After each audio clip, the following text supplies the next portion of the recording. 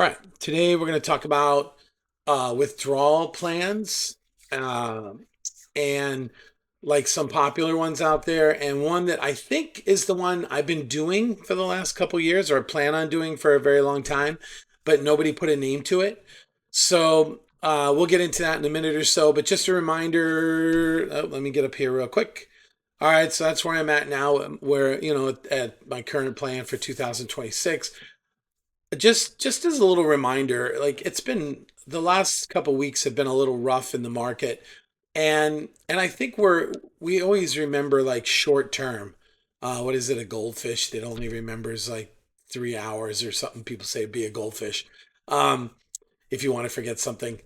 Uh, I what I did was I went into Fidelity and just to kind of remind myself of how well things have gone. I went in. They don't show it to you. They only give you like I think year to date and in total, like since inception. And so what I did was I off to the right on the far end of the screen, there's three dots, we can get more options. One of those is returns, I think. And so once you go into that tab, you can actually like adjust the returns. So I did 12-month returns and I was not pleasant but pleasantly surprised. So you know what? If you're not feeling great or you had a bad day in the market, go to your 12-month returns because that's the reality of it. How well have you done in a year? And part of it too is on March 15th, I think, was my last day 2 years ago. So I'm approaching my 2-year retirement anniversary. And so I'm just starting to noodle around like, hey, how have things gone since I've retired? And I'll probably do a summary on that. But at the end of the day, things have gone really well.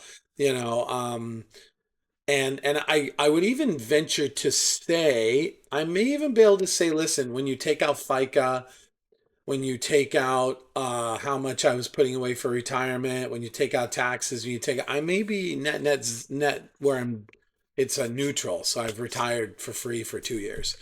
I mean, I'm not sure. I'll probably do a video on that because people may be interested in that. And just as an exercise of what you could do yourself. But so that's really good. So that made me feel much better.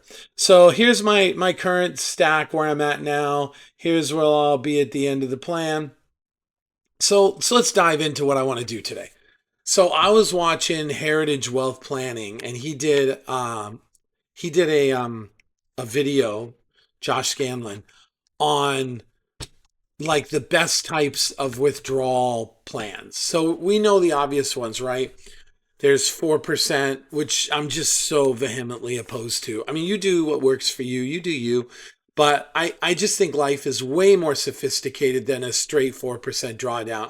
I admire all the work that was done to say, hey, in all these good years and bad years, if you take out 4%, you should be safe. I admire all that, but I just think life is way more complicated than that. So I never liked the 4% plan. Um, I did a video on this on the Guardrails plan, and what I found with Guardrails is sometimes you got to work a little harder to think it through. Now that being said, if you go to I don't think I can see it because my screen is down here. There's I think on Insights, I'm pretty sure it's on Insights. Let's see here. Insights. I think they have a new thing. Oh, it's probably down here. It's where I can't see it, but probably you can't. Call it Guardrails. So that's kind of cool, right? So on Insights, you can go in and you can let Boldin tell you. I mean, I think it's great that they did it, but not a big fan of that either. Like my comfort level going in and have some software say, hey, based on what you have, and now this is kind of hypocrisy. Now I'm thinking it through. Here's how much you should withdraw. I don't know. I just that doesn't thrill me for some reason. So because there's again, I don't like things that are not a lot of thoughts. Like if something's like when Boldin says, hey, you hit your guardrail, so spend less. Well, what does that mean? Like how do I actually do that? And how do I make the software work like that? So enter in the thing that Josh was talking about. He was just reviewing an article. He does a lot of that, reviewing articles, which is a whole nother video, guys. I know I'm not putting out as many videos, but I got to tell you, I'm just living, man. Just go live, enjoy your life, and we've had a lot of snow, so we've been doing a lot of shoveling. We went away with friends to Vermont. I'm just doing stuff. I'm getting involved in some stuff that I'm really having a good time with. So I haven't had to do as many of these. Um, and like I said, I won't do them unless I feel they're really interesting. Like I'm not trying to, I'm not trying to make money on this or anything. I just do it for self satisfaction. So I'm only going to do stuff that really tends to perk my interest. So the he came up with a third this article. They did all sorts of statistics on it, and what they found was this third way of doing it seemed to be the most successful, and that third way of doing it is called the probabilistic method. Listen, doesn't take a rocket science to do this, and I think this is actually what I've been doing. So what is the probabilistic method? Well, first, the probabilistic method makes an assumption you're running some kind of software that gives you like Monte Carlos, right? So the probabilistic method at the heart of it says you pick a percent of success. So let's see, we'll go to summary. Oh no, overview. That's what it would be, overview. So you look at this, and mine is 99. Um, and I know there's some conversations people say, oh, we should spend more, and I totally agree with that. But that's part of what we're going to talk about now. So the probabilistic method says once a year. Now I spend way more time than once a year in this thing, and I think everybody should, to be honest with you. But the probabilistic method says if you're, and I think they use the number 85%. This is assuming you only go out and you look at once a year. So let's say January rolls around. So you're deciding on your spending levels for the current year. So you go in here and you say, okay, bring up my software, my Monte Carlo, and how am I doing? And similar to Guardrails, except for Guardrails has a lot more thinking because you have to figure out the returns on all your investments, things of that nature. And I kind of like this because the problem with the Guardrails is Guardrails to me only really looks at well, I can't remember. Was it divided by your expenses? Whatever. Um, it looks at the how much money you made. And if your guardrails are up or down, whatever. I did a whole video on that, so I don't tend to use that. So you can go watch the video on that if you have a question or just go Google it. Um, but what this guy does, this kind of takes the whole picture realistically, all the way down to your detailed expenses. So what this does is says, listen, if I come in here and I see 85%, then I'm probably pretty good. I can just spend at my current levels. If I go in here remember it's once a year or whatever frequency you want to do it, and you see you're down to 75%. So then what the probabilistic method would say is you should reduce your spending by 10%. The converse of that is true as well. So if you see, like in my case, I'm at 99%, it would say, listen, you don't want to spend your money 15% to get down. You don't want to spend all your money to get down to 85%, but you want to increase your spending by 10%. So my take on this thing and what I'm going to do, because I'm not really giving advice, I'm just sharing what I'm doing, and maybe people will find it useful, is what I'm going to do is I'm probably not going to monitor as much for the upside. I'm going to look for the downside. So what I'm going to do is once a year, I'm going to kind of make this decision. And granted, you're all thinking, well, I'm going to know. I mean, let's face it, this isn't going to be once a year because I monitor this stuff, fairly frequently. So I'm probably going to know when January rolls around what I have to do. But what I'm going to do, as opposed to just reducing my spending by 10%, because how do you do that? Like realistically, how do you do that? It's hard. It's hard to do that. So you have to actually pull up some budget that you have and reduce it, which is my number one complaint with Boldin. It's gone from table drill down and tax drill down and table exportation to give me my freaking expenses. I mean, how hard can it be? The two most important things are your projection and how much you're going to make and what you spend. And they don't do anything on the spend side. Like what I want to be able to do is go in and say, and it can't be that hard. I want to be able to go in and say, listen, I'm going to go to my expenses. I mean, well, let's just do it the regular way, expenses. And I want to be able to go in, and I know it's tricky because of ages and stuff like that, but it shouldn't be that tricky. And I want to go into my reoccurring expenses, and I want to hit edit. And instead of having some stupid just editor thing, I want it to actually show me how I'm doing in actuality. And Right Capital gives you that. So I use Right Capital for all my expenses side stuff. And it's wonderful. It's easy to categorize. I probably don't spend more than like a half an hour a month, if that, like categorizing my expenses. But I want to be able to say, okay, I hit, and I'll tell you the reality of this in a minute, but I hit 75%. What do I do? Well, the smart thing to do is to say, all right, for this year, I'm going to go reduce my spending.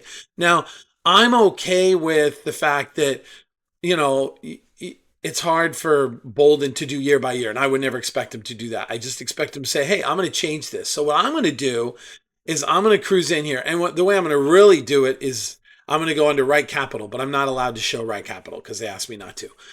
I'm going to go under right capital and I'm going to look at my percent of success and I'm going to start changing instead of just I'll probably reduce my spending by 10% just to see what it does. But I'm going to reduce, I'm going to actually go into the software and reduce my spending amounts.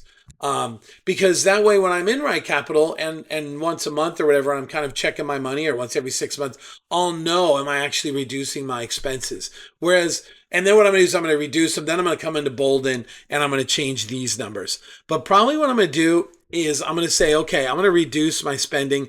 And I know that Boldin is going over a period of whatever your total life of your retirement. So for me, it's 60 to 85.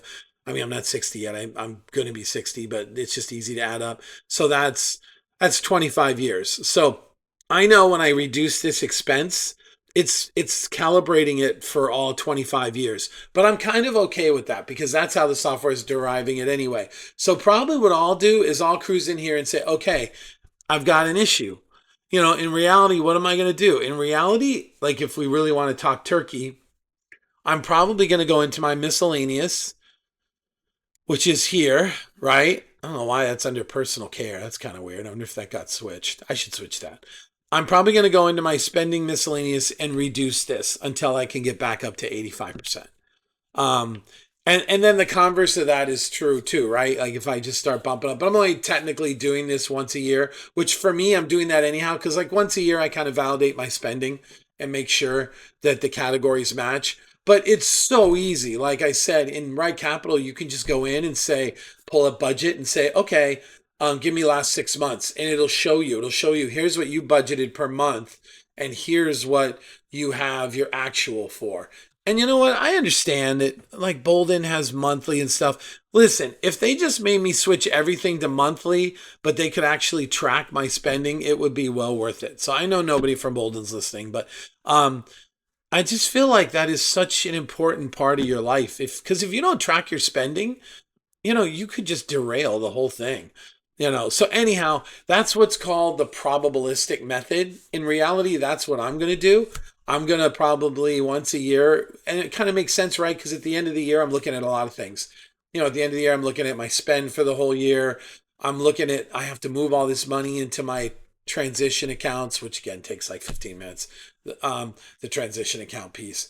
And so I'm working all that out and setting myself up for the new year. So it makes a lot of sense that that's the same time I would say, okay, you know, I'm at a 75% probability. I need to make some changes, you know, and be a little more flexible, which is why I don't know why people won't like Boldin is like what? It's like 150 now a year. You know, I mean, in 2 weeks you spend that in Chinese food. So people who just don't want to spend 150 bucks a year for software that is probably going to help you make one of the biggest decisions, you know, of your life is huge. And it impacts everyone. It impacts your spouse. It impacts everyone. And, you know, I've been reading a lot about gray divorce. Not a lot. People getting divorced over that. Well, guess what? You know, part of that is because you've done a crappy job investing in your spouse for all those years. And then when the kids are out, they're like, have a nice day. But the other part is you can't tell me money issues aren't just as big in retirement. You know, one spouse wants to go on vacations, the other one feels they can't. Like you have to control all that stuff to keep a successful life. And why people won't spend 150 bucks. And I think if you go to Ari, so this is another place you can go. If you go to YouTube, this is my default, so don't laugh at me. And then you look for At Ari. Stone, You members go up get more. here and you look for Ari retirement. Or you go to Oot, right? You could go to Root Financial too. Ari retirement. Let's see if you get it. Oh, it's Ari Retirement Academy.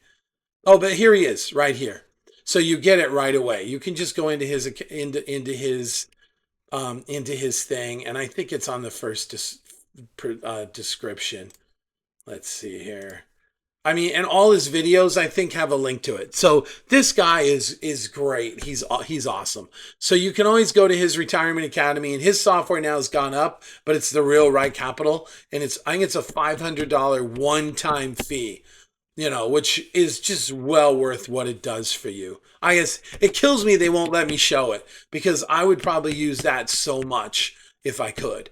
I mean, I use it all the time, but I'm not allowed to use it in YouTube videos. So that's it for today.